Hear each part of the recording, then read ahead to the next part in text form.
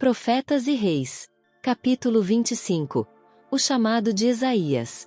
O longo reinado de Uzias, também conhecido como Azarias, na terra de Judá e Benjamim foi caracterizado por uma prosperidade maior que a de qualquer outro rei desde a morte de Salomão, cerca de 2 séculos antes.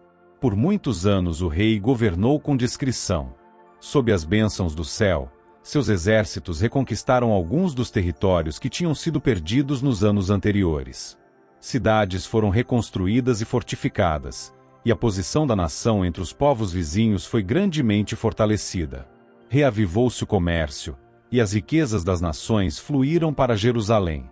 O nome de Uzias voou até muito longe, porque foi maravilhosamente ajudado, até que se tornou forte. Segundo Crônicas 26, verso 15. Essa prosperidade, no entanto, não foi acompanhada por um correspondente avivamento do poder espiritual. Os cultos do templo prosseguiram como nos anos anteriores, e multidões se reuniram para adorar ao Deus vivo, mas orgulho e o formalismo gradualmente tomaram o lugar da humildade e sinceridade.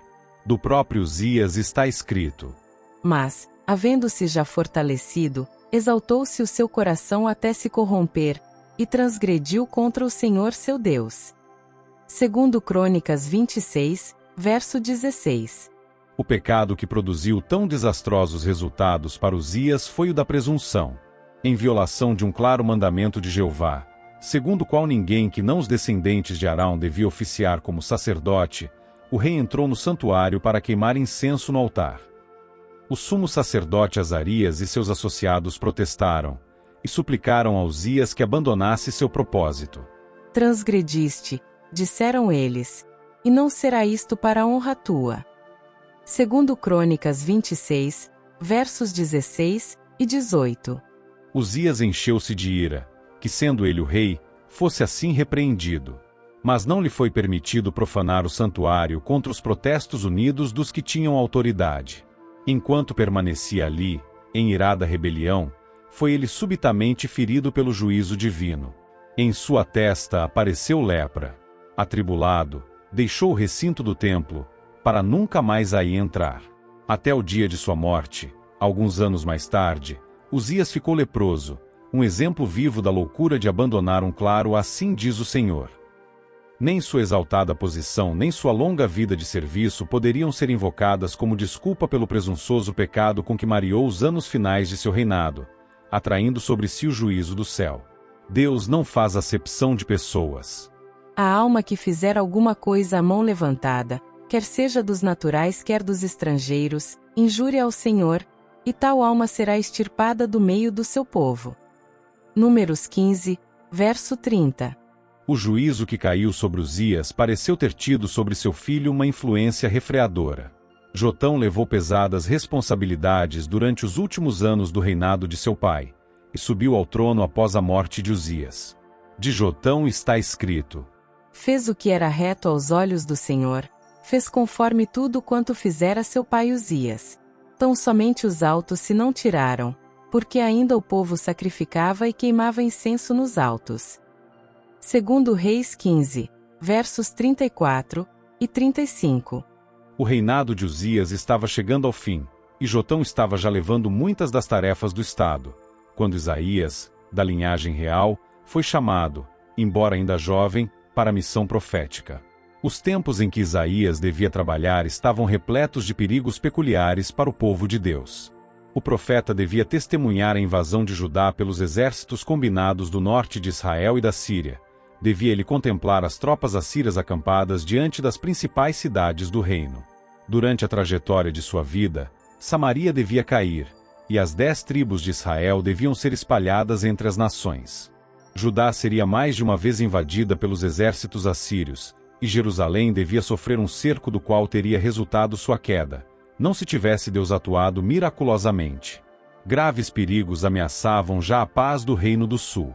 A divina proteção estava sendo removida, e as forças assírias estavam prestes a se espalhar sobre a terra de Judá. Mas os perigos de fora, esmagadores como pudessem parecer, não eram tão sérios quanto os perigos internos. Era a perversidade de seu povo que levava ao servo do Senhor a maior perplexidade e a mais profunda depressão. Por sua apostasia e rebelião, Os que podiam ter permanecido como portadores de luz entre as nações, estavam atraindo juízos de Deus. Muitos dos males que apressaram a rápida destruição do Reino do Norte, e que tinham sido recentemente denunciados em termos inequívocos por Oséias e Amós, depressa estavam corrompendo o reino de Judá. A perspectiva era particularmente desencorajadora em referência à condição social do povo. Em seu desejo de ganho, estavam os homens adicionando casa a casa, herdade a herdade. Oséias 5, verso 8. A justiça fora pervertida, e nenhuma piedade era mostrada ao pobre. A respeito desses males Deus declarou: O espólio do pobre está em vossas casas. Que tendes vós que afligir o meu povo e moer as faces do pobre? Isaías 3, versos 14 e 15. Mesmo os juízes, cujo dever era proteger o desajudado, faziam ouvidos moucos aos clamores do pobre necessitado, das viúvas e dos órfãos.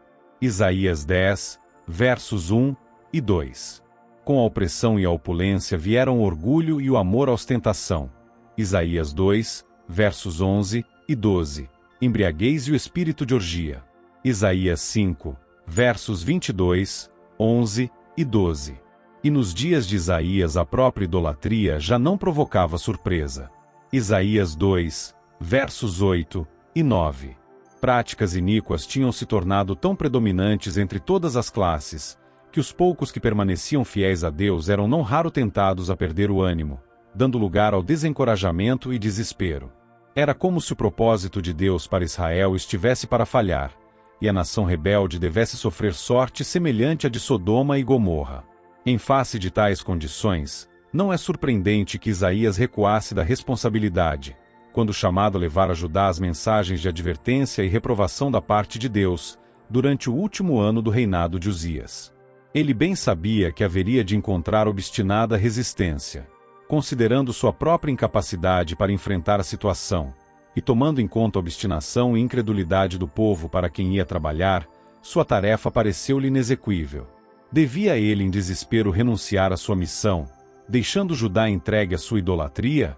Deviam os deuses de Nínive reger a terra em desafio ao Deus do céu? Tais eram os pensamentos que fervilhavam na mente de Isaías ao estar sob o pórtico do templo.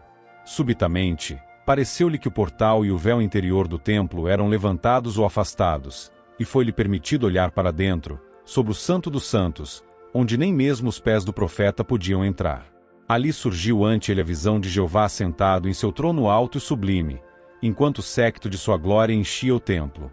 De cada lado do trono pairavam serafins, as faces veladas em adoração, enquanto ministravam perante seu Criador, e se uniam em solene invocação: Santo, Santo, Santo é o Senhor dos exércitos, toda a terra está cheia da sua glória. Isaías 6, verso 3. De maneira que a coluna, o pilar e a porta de cedro pareciam sacudidos com som, e a casa se encheu com seu tributo de louvor. Contemplando Isaías esta revelação da glória e majestade de seu Senhor, sentiu-se oprimido com o senso da pureza e santidade de Deus. Quão saliente o contraste entre a incomparável perfeição de seu Criador e a conduta pecaminosa dos que, como ele, havia muito foram contados entre o povo escolhido de Israel e Judá e de mim, exclamou: que vou perecendo porque eu sou um homem de lábios impuros, e habito no meio de um povo de impuros lábios, e os meus olhos viram o Rei, o Senhor dos exércitos. Isaías 6, verso 5. Em pé, por assim dizer, na plena luz da divina presença do santuário, ele sentiu que, se deixado a sua própria imperfeição e ineficiência, seria inteiramente incapaz de executar a missão para a qual havia sido chamado. Mas um serafim foi enviado para libertá-lo de sua angústia e capacitá-lo para sua grande missão. Uma brasa viva do altar foi colocada sobre seus lábios com as palavras: Eis que isto tocou os teus lábios, e a tua iniquidade foi tirada, e purificado o teu pecado. Então a voz de Deus se fez ouvir dizendo: A quem enviarei? E quem há de ir por nós? E Isaías respondeu: Eis-me aqui, envia-me a mim. Isaías 6, versos 7 e 8. O celestial visitante ordenou ao expectante mensageiro: Vai, e dize a este povo: Ouvis, de fato, e não entendeis, e vedes, em verdade, mas não percebeis. Engorda o coração deste povo, e endurece-lhe os ouvidos, e fecha-lhe os olhos. Não venha ele a ver com os olhos, e a ouvir com seus ouvidos, e a entender com o seu coração, e a converter-se, e a ser sarado. Isaías 6, versos 9 e 10. O dever do profeta era claro. Ele devia levantar sua voz em protesto contra os males predominantes. Mas assustava-o tomar a tarefa sem alguma segurança de sucesso. Até quando, Senhor? Isaías 6, verso 11, ele perguntou. Nenhum dentre teu povo escolhido há de compreender e arrepender-se ser sarado? Sua angústia de alma em favor do extraviado Judá não devia ser sofrida em vão. Sua missão não devia ser inteiramente infrutífera. Contudo, os males que estiveram a se multiplicar por muitas gerações não seriam removidos em seus dias. No transcurso de sua vida, ele teria que ser um corajoso e paciente ensinador, um profeta da esperança, bem como da condenação. O divino propósito seria finalmente cumprido. Os frutos de seus esforços e dos labores de todos os fiéis mensageiros de Deus haveriam de aparecer. Um remanescente devia ser salvo. Para que isto pudesse ser alcançado, e as mensagens de advertência e súplica fossem levadas à nação rebelde, o Senhor declarou: Até que se assolem as cidades, e fiquem sem habitantes, e nas casas não fique morador, e a terra seja assolada de todo, e o Senhor afaste dela os homens e no meio da terra seja grande o desamparo. Isaías 6, versos 11 e 12.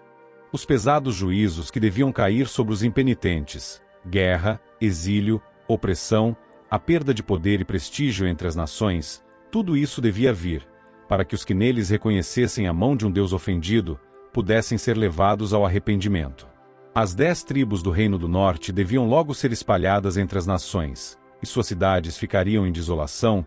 Os exércitos destruidores de nações hostis deviam varrer sua terra vez após vez. Até mesmo Jerusalém devia finalmente cair, e Judá devia ser levada cativa. Contudo, a terra prometida não devia permanecer inteiramente abandonada para sempre. O celeste visitante de Isaías assegurou: Se ainda a 10ª parte dela ficar, tornará a ser pastada, como o carvalho, e como a azinheira, que, depois de se desfolharem, ainda ficam firmes. Assim a santa semente será a firmeza dela. Isaías 6, verso 13. Essa garantia do cumprimento final do propósito de Deus levou coragem ao coração de Isaías. Que importava que poderes terrestres se arregimentassem contra Judá? Que importava que o mensageiro do Senhor enfrentasse oposição e resistência? Isaías tinha visto o Rei, o Senhor dos Exércitos, ouvirá o cântico dos serafins, toda a terra está cheia de sua glória. Isaías 6, verso 3. Ele tivera a promessa de que as mensagens de Jeová ao apostatado Judá seriam acompanhadas pelo convincente poder do Espírito Santo, e o profeta foi revigorado para a obra que tinha diante de si. Através de sua longa e árdua missão, levou consigo a lembrança desta visão. Durante 60 anos ou mais ele permaneceu diante dos filhos de Judá como um profeta de esperança, tornando-se cada vez mais ousado em suas predições do futuro triunfo da Igreja.